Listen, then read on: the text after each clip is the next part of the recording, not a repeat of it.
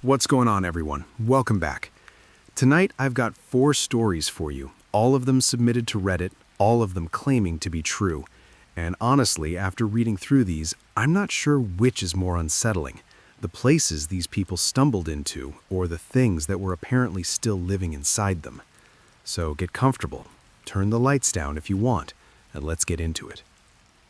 Story 1. The town that wasn't on any map. This happened back in the summer, about 3 years ago. My name is Cole, and at the time I was driving cross-country by myself, a road trip from Texas all the way out to Oregon. I was taking my time, deliberately avoiding highways, trying to find those old, forgotten stretches of 2-lane road that you only discover if you're not in a hurry. I had a cheap GPS unit, a cooler full of drinks, and absolutely no obligations for 2 full weeks. It felt like freedom. Real, open, uninterrupted freedom. By the 3rd day, I was somewhere in the middle of New Mexico. The landscape was flat and rust-colored, and the sky above me felt so wide it almost felt threatening. I was on a county road I had turned onto on a whim, mostly because my GPS showed nothing on it for about 40 miles, and I was curious what nothing actually looked like out here. For most of the afternoon, nothing looked exactly what I expected. Desert scrub, the occasional rusted fence post, a dead hawk on the shoulder of the road that I tried not to think too hard about. Then, around 4 in the afternoon, I crested a low ridge and saw something that made me slow the car almost to a crawl. There was a town down there, or at least something that used to be a town. It sat in a shallow bowl of land between 2 dry hills, maybe 30 or 40 buildings visible from where I stopped. The structures were old, adobe and wood, weathered to the same dull beige as the surrounding dirt. There was a main road running through the center, and I could make out what looked like a gas station, a diner, a few storefronts. The rooftops were all intact. The windows on most of the buildings were dark, but they weren't all broken. Here's the thing that got me from the start. The place was not on my GPS. Not a dot, not a label, not a road designation, just blank space. And when I looked at the road I was on, there wasn't even a marked turnoff toward it. But there it was. I told myself it was probably some kind of ghost town that the county had just never bothered updating the maps for. New Mexico has hundreds of those. Old mining communities, farming settlements, places that dried up 50 or 100 years ago. So I took the unmarked dirt path that led off the county road and wound down toward those buildings. The first thing I noticed when I pulled onto the main street was the silence. Now, I know that sounds cliched, abandoned place, very quiet, spooky, but this was different. I've been to ghost towns before. Places like that still have sound. Wind, birds, the dry rattle of old wood, the creak of metal. This place had nothing.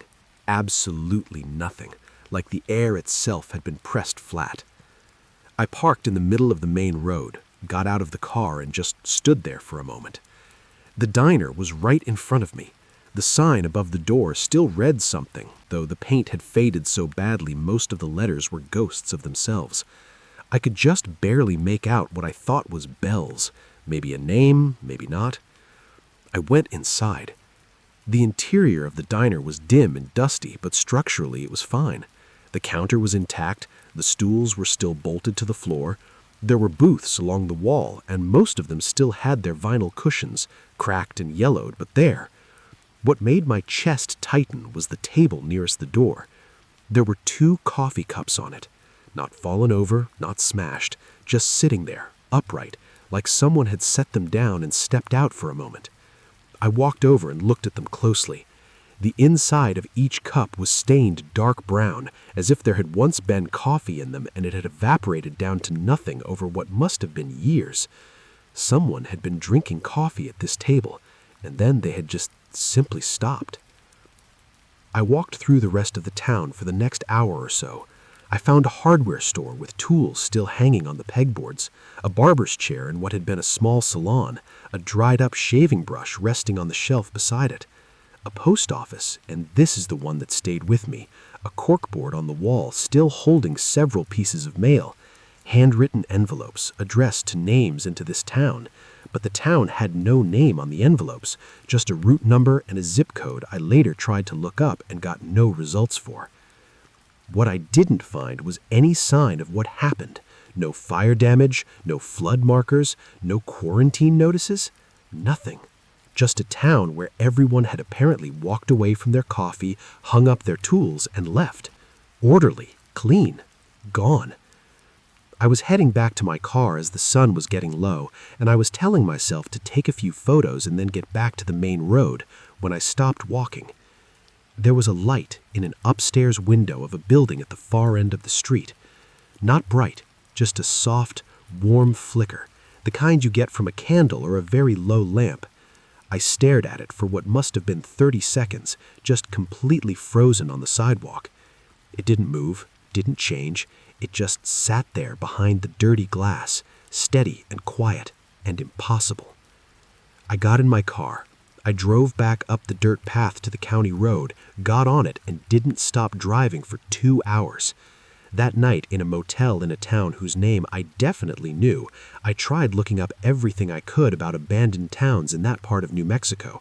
I found nothing that matched. No name, no history, no coordinates. No record of a town ever being there at all. I still think about that light sometimes. The thing about a candle is that it needs someone to light it. Story 2.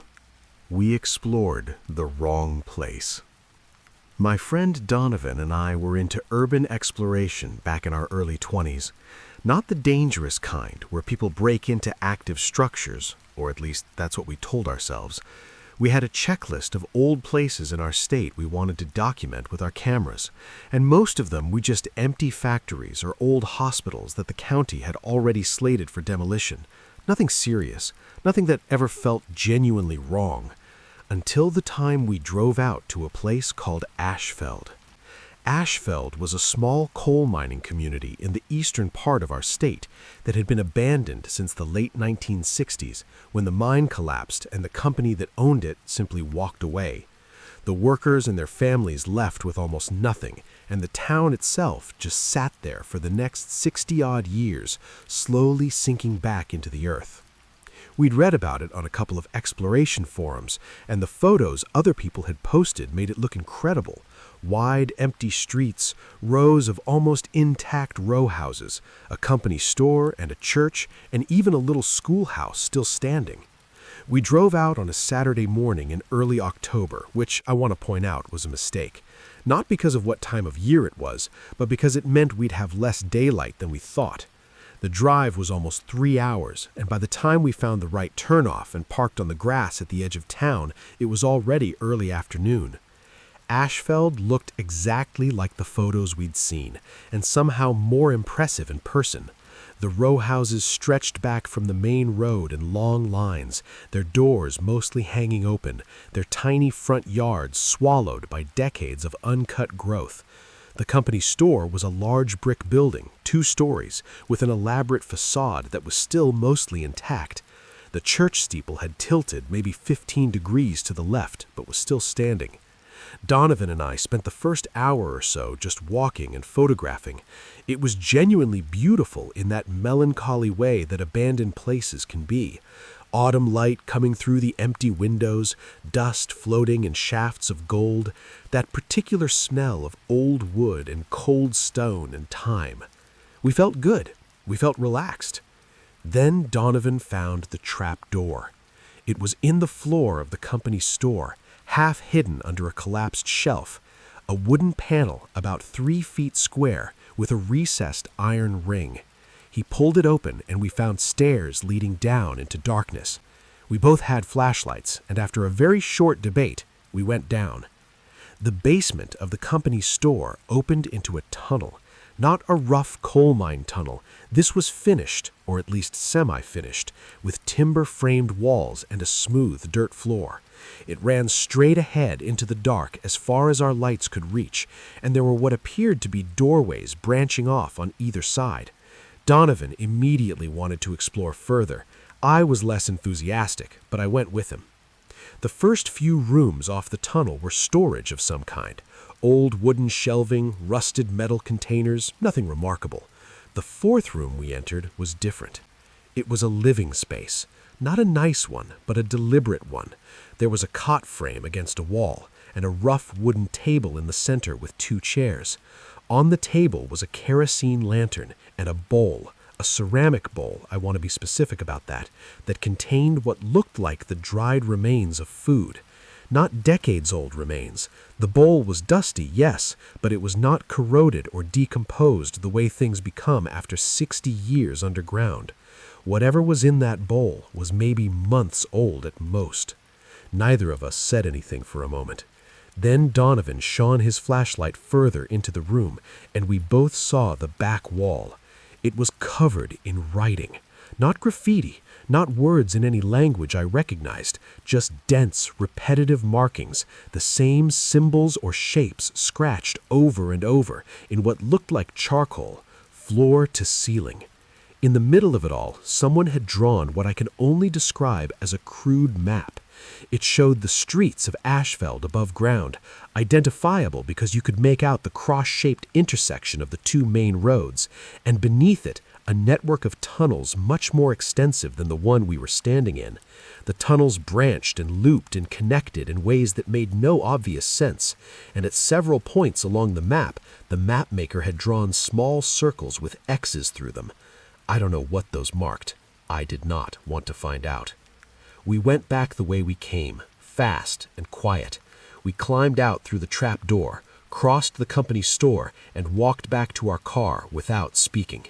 We were halfway back to the main road when I looked in the passenger side mirror and saw standing in the middle of the street we had just left a figure watching us drive away.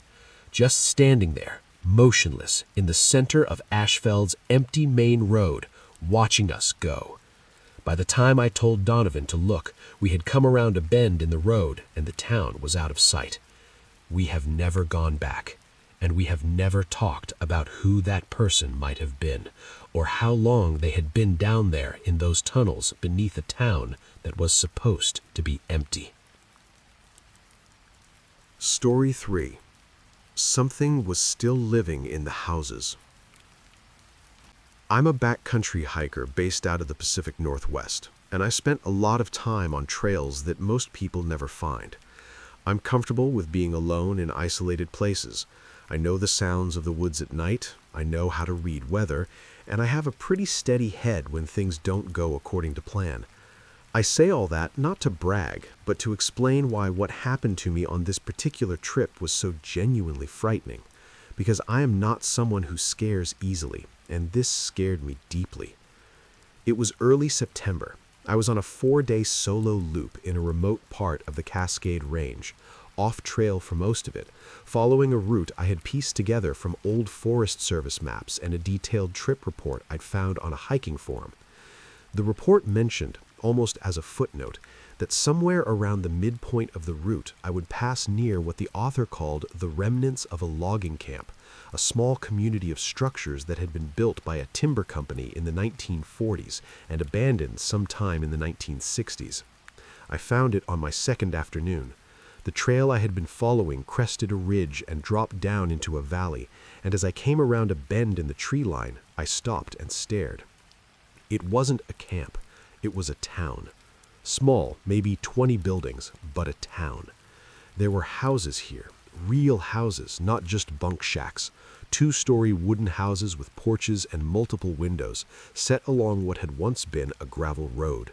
There was a larger building in the center that might have been a dining hall or community center. Everything was deeply overgrown, wrapped in moss and vine maple, surrounded by decades of forest encroachment. But the structures were standing. Most of them were intact. I checked my map. The valley I was in wasn't labeled as anything, and the structures weren't marked at all, just another piece of blank space in this part of the mountains. I decided to walk through and see what I could before setting up camp for the night. It was about 3 in the afternoon and I had plenty of daylight. The first few houses I looked into were exactly what I expected. Rotted floors, collapsed interior walls, nature slowly reclaiming every surface, ferns growing through the floorboards, birds' nests in every corner. Normal. The 5th house I checked was not normal. From the outside, it looked like all the others, moss on the roof, boards graying and soft, windows opaque with dirt. But when I pushed the front door open, and it pushed open too easily, the hinges recently oiled, not stiff like the others had been, I knew immediately that something was different. It was being used. Not lived in, exactly, but used. The floor had been cleared of debris, not swept clean, but the accumulated leaf litter and broken glass and small animal debris that covered every other floor in every other building had been pushed to the edges here. There was a sleeping bag in one corner, modern, recent, a bright blue sleeping bag that could not possibly have been here since the 1960s. There was a backpack beside it, partially unzipped, with a water bottle visible inside. There was a shelf that had been propped back up with a scavenged piece of lumber, and on it sat a row of tin cans, some of them still factory sealed, some of them opened and clearly recently eaten from. Beside those was a small propane stove of the kind backpackers use, and a pot with some dried residue inside. Someone was living here, or had been, recently, maybe as recently as a few days ago. I stepped back out quickly and scanned the rest of the buildings. I looked at the road, and that's when I saw the footprints, fresh ones, pressed into the soft mud at the edge of the road, leading from the occupied house toward the tree line on the north side of the valley. Large prints, barefoot, deeply pressed.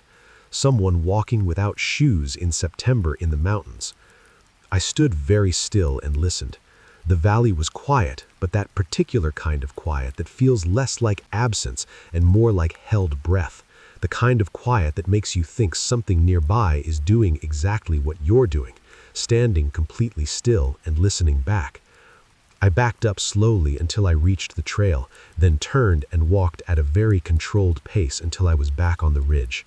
I made camp that night a mile further along the route, well away from the valley, with my back to a boulder.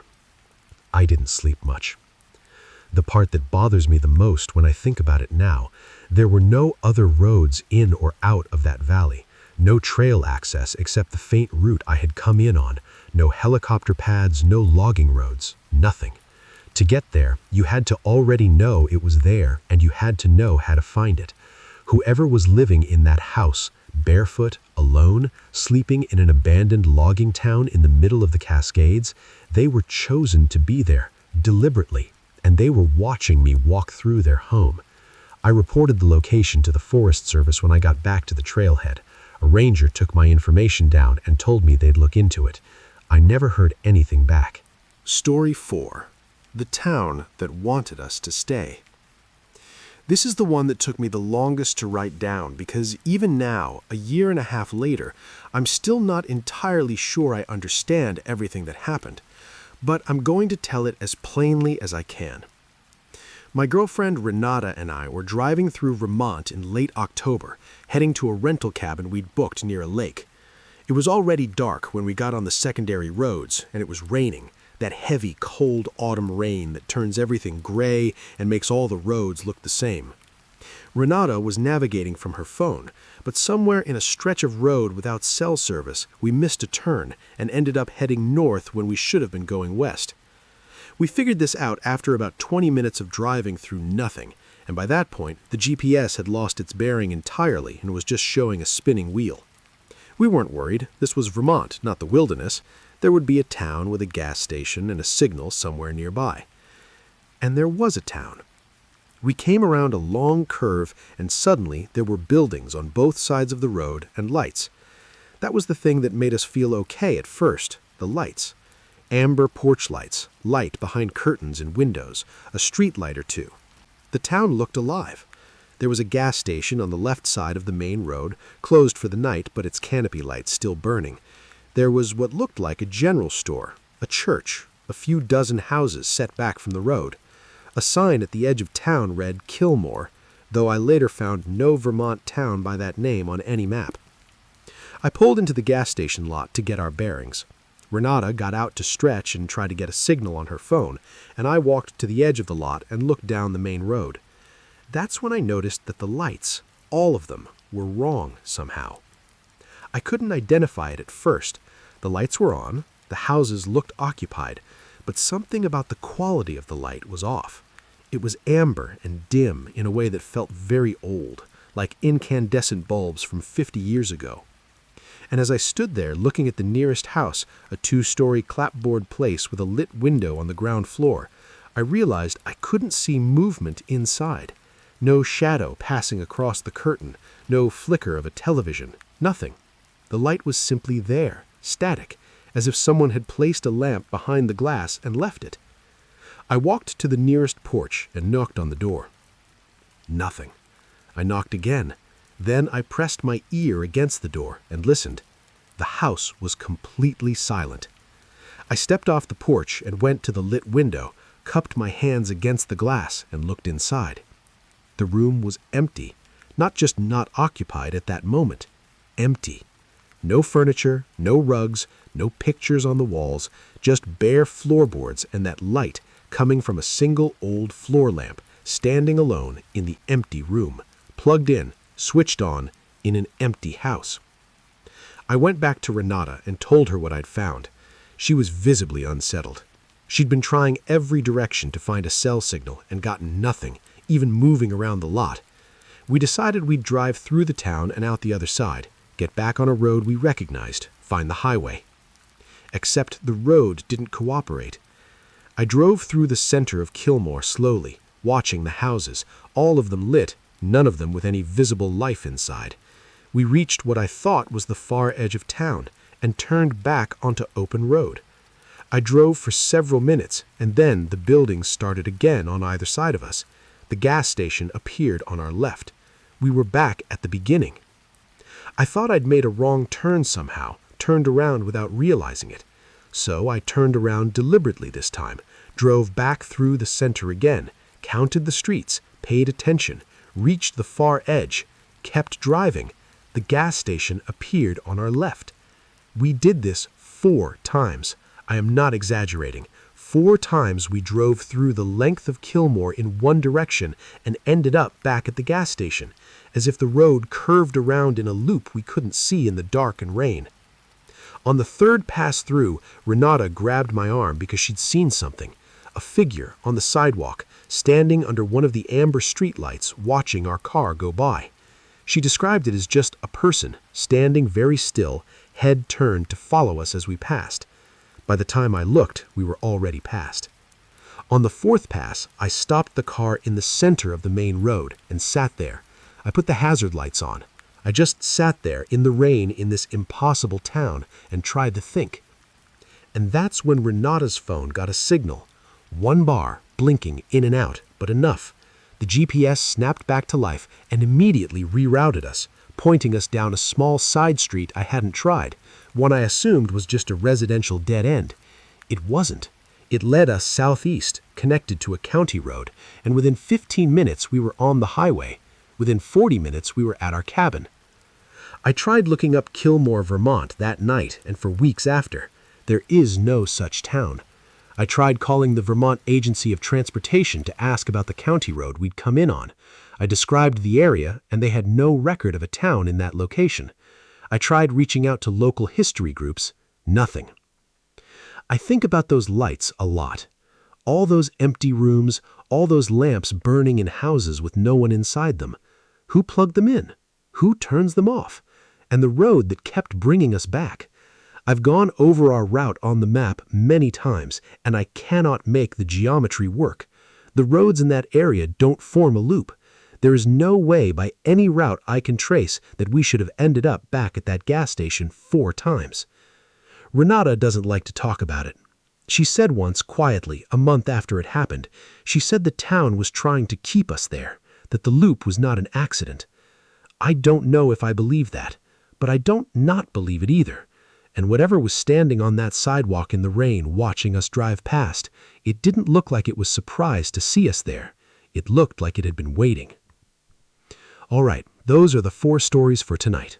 Cole's unnamed New Mexico town, Donovan's tunnels under Ashfeld, the barefoot stranger in the Cascade logging camp, and that looping Vermont road with all those empty lit rooms. If anything like this has happened to you, a place that wasn't on the map, somewhere that felt wrong the moment you stepped in, something you saw that you still can't explain, Drop it in the comments or send it in. Some of the best stories I get come from people who've been sitting on something for years, not sure if it's worth telling. It always is. Stay safe, don't explore alone, and I'll see you in the next one.